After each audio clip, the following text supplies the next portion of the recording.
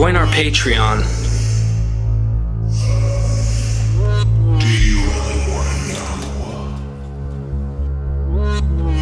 We are Mythvision. Dr. Price. Antoine Belton asks, "Hi, my name is Antoine. I've been a follower of your podcast for quite some time. Your videos are very informative, especially those involving Dr. Price. I think the work you two are doing is invaluable. I believe that you and Dr. Price have a live stream session maybe a week or so ago that I missed. I wanted to ask a question related to the Trinitarian doctrine, which may be a good topic for discussion in future videos. My question is, how much influence did Neo Platonism have on this belief? I remember Philo of Alexandria being closely associated with Trinitarian theology along with Tertullian. I assumed they were the originators of this thinking. I've done a little research on Neoplatonism, and it seems to center around this concept of the one. Seems like it could be interchangeable with the name Jesus. Plotinus looks to be a central figure around this thinking, along with many other philosophers. It appears that the Platonic tradition had an effect on Christianity, but I'm interested to see what you and Dr. Price have to say about it. Again, keep up and great work. I look forward to your response. Thanks." Well, I think Philo did kind of map out the essence and the direction that would ultimately end up in Trinitarianism, because he believed that there was the God, which was sort of an abstraction, and he was a Middle Platonist, and he liked to allegorize the Bible to make it pretty much Platonic and Stoic, and he took the liberty to do this because he thought that Moses was the source from which Plato drew, and which was apparently common among some of the Christians and Jews back then, though historically it's absurd, but they didn't know that, they couldn't know that. But at any rate, it was an abstract view of God. And how did God create? Well, there's a coincidence between Genesis, which has God saying, "Let there be light, let there be this." And in other words, there were words or commands, debarim in Hebrew, same thing, word or command. And so that fit with the notion of the Logos, the word from ultimately from Heraclitus, a pre-Socratic. This notion was that of proportionality in the universe. What keeps things running on an even keel? Like, why do the seasons follow one another in the same order? When autumn comes, why do all the leaves not fall at the same time, but it's stretched out? Why does all the water in the world never freeze simultaneously? And why doesn't the world completely burn up sometime? Well, it can't, because there's this kind of regulating principle, the Logos. The Stoics borrowed this, and they said, well, the Logos is the essence of the god Zeus, whom they had abstracted. And of course, some Hellenistic Jews thought that Zeus and Yahweh were the same thing anyway. Some Jews now. The Epistle of Aristeas says that. Let's see.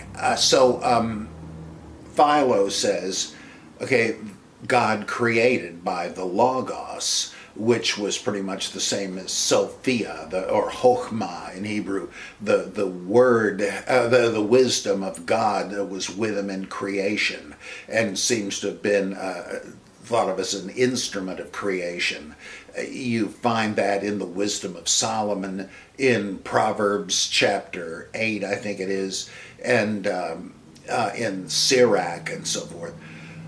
So what was, and then actually there were multiple instantiations of the Logos, or the Word. One sort of emanated the other, and that's kind of like Neo Platonism. But I want to get back to that in a moment. And so what was this Word, even if you just simplify it to one, and not the whole chain of them?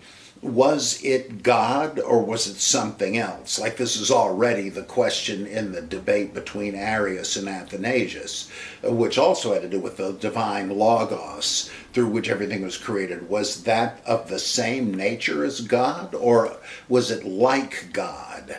In Greek, homoousios, of the same nature, or homoiousios, of like nature. So what was the answer Philo gave? Well, he didn't. He, as I understand him, he retreated into a kind of ambiguity that, and partly because he must not have wanted to deny monotheism. But the problem is, well, are you saying God did it?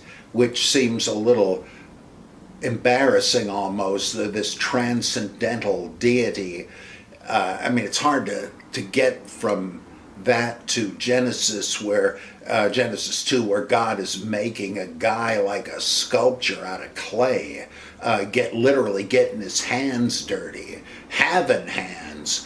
And so, okay, God didn't exactly do it. Or who revealed the law on Mount Sinai? Whose finger was it on the place? Well, God? Could God descend to that? Or was it an angel of God? Because even in Exodus, it speaks of it as an angel in the burning bush. So you don't want to say it's somebody other than God, but you don't want to make God a creature among creatures. As if he were the king of the gods or something. So he introduces a note of ambiguity that I think is central to the later Trinity.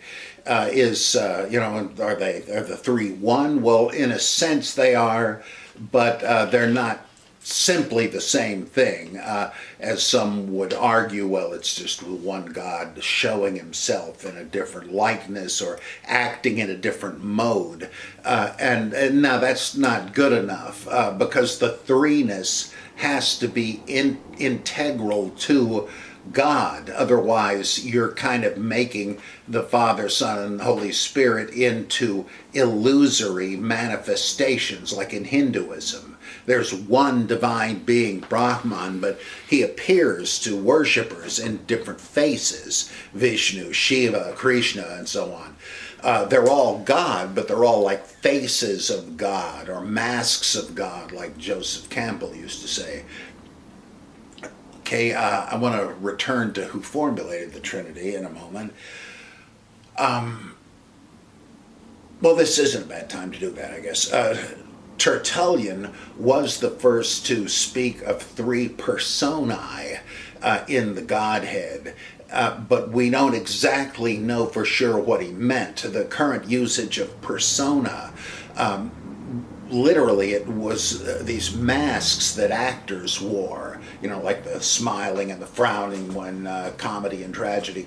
Well, often the actors would hold up these masks. They just hold them. They wouldn't even wear them exactly, and that would tell you who they were supposed to be. So that was the persona, the image.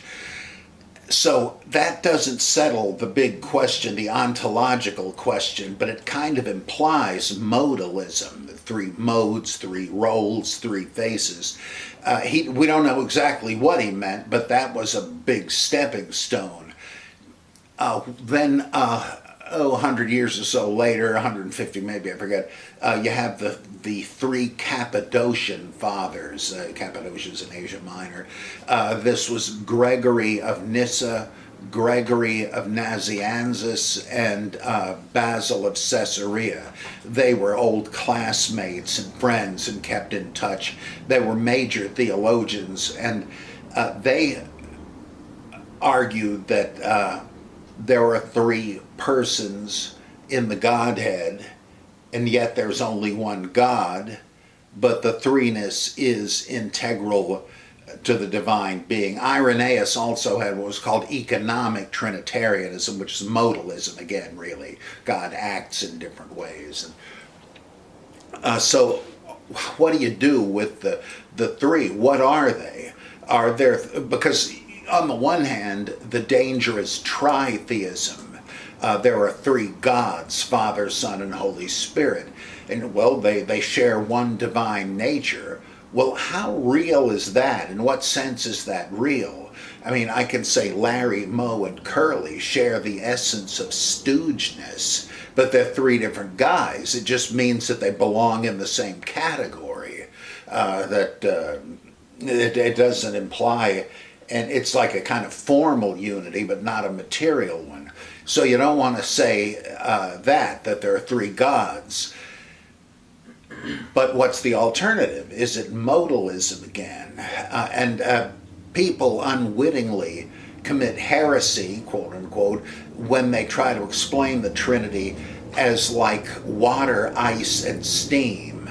You see, it's the same stuff chemically, but it can exist in three modes. That's heresy. That's modalism.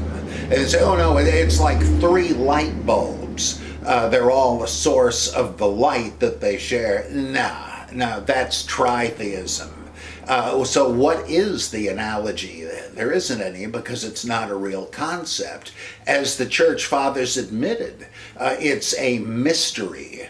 And now this is not an absurd notion, but it's not exactly a notion at all. They're saying that these theories, like these models, if you will, tritheism and modalism, are inadequate attempts to grasp something so beyond human ken that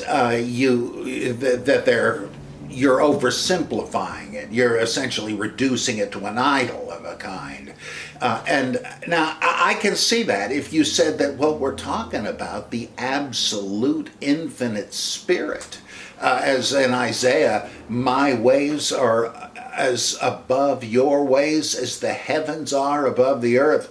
Yeah, I can see that. If that's the case, it's not a surprise we couldn't conceive it. Like, we don't even know what quasars are. But isn't that a cop-out? Well, I think it is. It's just, if you had good reason to believe such a thing, you could say, you could acquiesce and say, yeah, as the psalmist says, these things are too wonderful for me. It is high, I cannot attain it. I understand. I mean, any worthy God, you would have to say that, or your mind is greater than God. So I understand it. It's not necessarily a cop-out, but it seems to me it ultimately is. And that what they've done, again, is to retreat into ambiguity. It can't really be modalism, but it can't be tritheism, so what is it? Well, we don't know. Now, to me, that is fatal, because even though, right, in one way, it's not absurd, in practice, what happens? If you pray to the Father and the Son and then to the Spirit, how is that not tritheism? I mean, I think you've got to have something in mind if you say, I believe in the Trinity, or are you just speaking in tongues? Do you have anything in mind? You would think so. If I say I believe 1492 Columbus crossed the ocean blue, I know what I have in mind there. Or if I think so-and-so political party will ruin the country if they're elected, I know what I mean. I could be wrong, but it's a conceivable sort of a thing. But here, what are you talking about? What is it you believe? It's like, I believe in... what's that again? You can't hold it in your head, so there's nothing to believe here. You know, that reminds me, do you remember that movie Army of Darkness? I've never seen it. Oh, you've got to watch it. There's a part where he gets somehow launched back because he opens up the Necronomicon he shouldn't have had, and it launches him back into medieval times, and now he has a shotgun too when he ends up back then, and he has to fight these demons. There's real monsters in this movie, and there's corpses coming in the night, and the living dead's coming to life and all that. Well, in this war, he's going to try and like stop it all, and he has 3 words he has to remember: Neptu, Naraka, and then he has the 3rd word, and he goes up to enchant. All he has to do is remember these 3 words. The sorcerer, or whoever, the wizard's like, do not forget the words. And he's like, okay. He gets there finally to the place, and this is it. The book is opened, and he's like, Neptu, Naraka. And he's like, no. And then the ground starts to shake, and he's like, I said it. Good. And then the demons start coming, and he's like, I said your stupid words. Sorry, I had to. Yeah, throat clearing. That's kind of what I think it is. You're obfuscating, and so it could be a great profundity, but it could just be a bad theory. And in the absence of any good reason to believe this, I mean, we know there are quasars. We don't know enough to say what they are. But we don't know that there's a Father, Son, and Holy Spirit. And when you start looking at plausible explanations for where they came from, it seems to me, like Nietzsche says, that that if you can trace the evolution of something, you can no longer take it for granted that it simply exists. I think that's the case. You can easily see how Jesus, the Son, is supposed to be different from the Father, but people wanted to worship Jesus, but they also wanted to be considered monotheists, so they had to somehow patch them together. And then the Holy Spirit. I have a PhD in systematic theology. I cannot understand where this comes from or what it's supposed to mean. Because in the vast majority of instances in either testament, the Spirit is an it. It's like the medium for the exercise of divine power. And there's 1 or 2 places where metaphorically it's ascribed personality, like don't grieve the Spirit of God. But that's a little tenuous to say, oh yeah, see, the personality of the Holy Spirit. It just seems that somehow somebody thought this was a loose end that had to be tied up. But what or who is the Holy Spirit? And it just seems to me that's so artificial, it's just obviously spurious. And so it seems to me there's no reason to believe this. Now, the Hindu triad, if you want to call it, Vishnu, Shiva, Brahma, that was an ecumenical compromise, because the 2 great gods in Hinduism still today are Vishnu and Shiva, who have no real connection. They're different pantheons, and each regards their patron deity as the ultimate. And then Brahma, the creator, was apparently dominant in an earlier time, and for some reason they put him in there, and they've rigged it up so that it's Brahma the creator, Vishnu the preserver, and Shiva the destroyer. This isn't a trinity, because though there are 3 of them, it's backed up by non-dualism. The idea is that Brahman, spelled slightly differently, is the featureless divine essence with no definition or differentiation. It's sometimes called Satchitananda, being, consciousness, bliss, and those are just, as Job says, the edges of his ways. We even that is a matter of the refraction of the pure light of Brahman through the limiting conditions, as they call it, like light being broken up into the colors of the rainbow because of the rain droplets that act as prisms. That's kind of why it seems to us that there are different people, different things, etc., or different gods. Ultimately, it's all Brahman, but we can't see it till we're enlightened. So this triad, the Trimurti doctrine, the 3 images, is like modalism, basically. It's not Trinitarianism. So what have we got here? they do solve the problem this way. Okay, we're coming down to the modalistic side. On a popular level, they're simply polytheists. They believe in hundreds of deities, though more philosophical ones would say, no, these are also relatively illusory manifestations, almost like the different virgin apparitions in Catholicism. Now, with Neoplatonism, this seems to me to be more like Hindu non-dualism. It says ultimately there is the one, and it seems to mean pretty much the same thing as far as I can tell as Brahman. On a lower level, it's kind of like a fountain of being, and from the one emanates the two. You now, if you could perceive it, you could see like Jung spoke about this.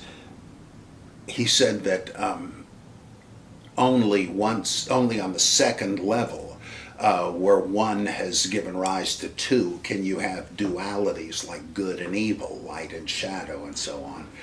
But then as more of them emanate, you have a whole world of illusory diversity. I mean, it's good enough for us. We're on that level. But that's what it is. That any difference is not ultimately real. And Plotinus had a couple of important disciples. One was Origen of Alexandria, the great church father, not Saint Origen, by the way, because later they considered him a heretic. And Valentinus, the greatest of the Gnostics. And Plotinus didn't believe in Gnosticism because he couldn't accept the notion that matter was evil, as the Gnostics thought. But there's obviously a huge relation between Neoplatonism and Gnosticism. Let's see. So Neoplatonism doesn't really get you out of the bind Trinitarianism puts you in, because you're still kind of dealing with modalism as far as I understand it. And it's just that the one differentiates into two, not three, I guess, but on a lower level of being. And we're way down there. Again, that's not bad in Neoplatonism. It is in Gnosticism, the value judgment. But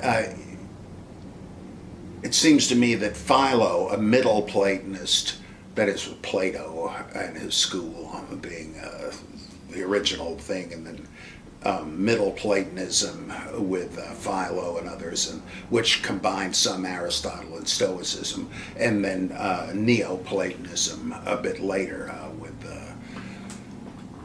Plotinus. So they're all playing ball in the same park, but I don't think Trinitarianism is a direct outworking of Neoplatonism. But they're all relevant to that question, and it's one of the most important theological questions. Interesting.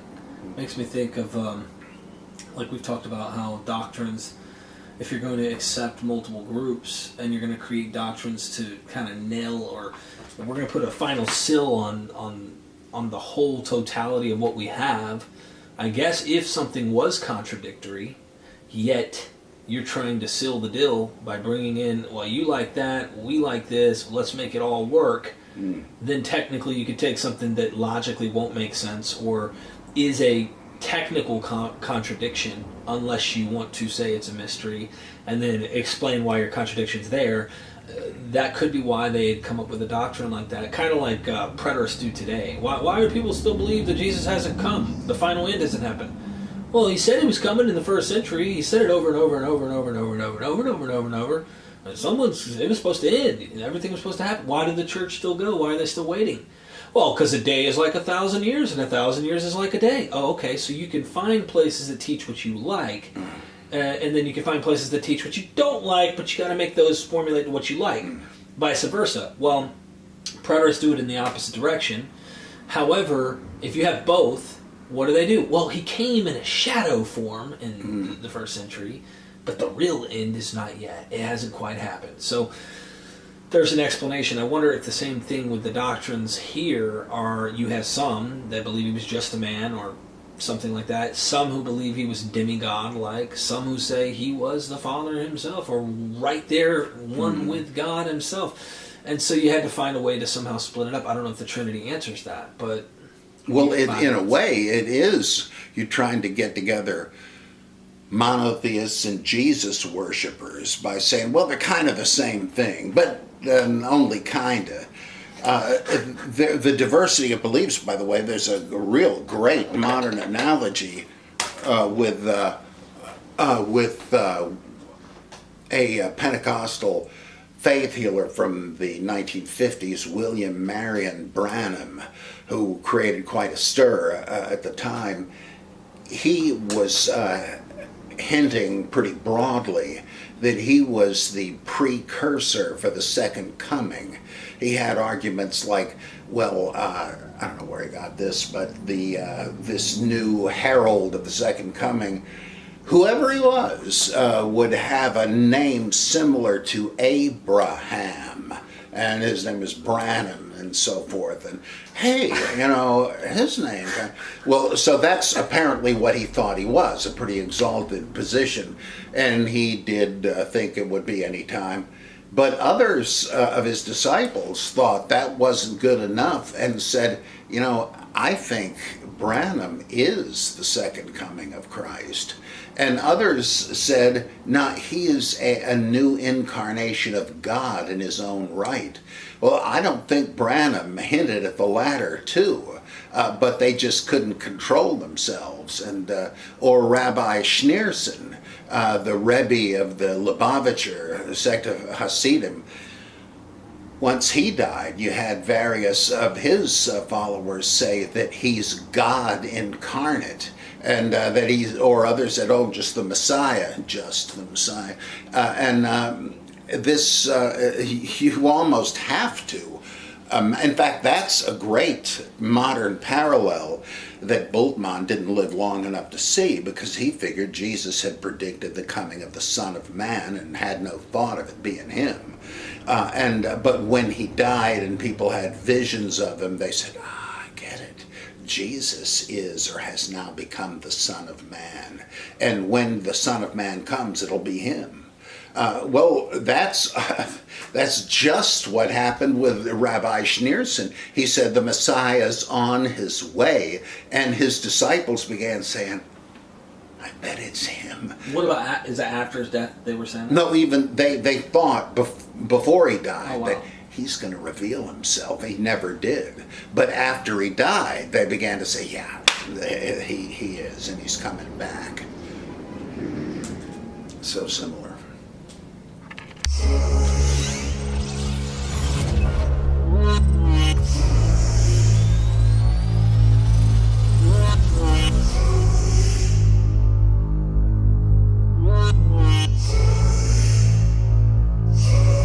Join our Patreon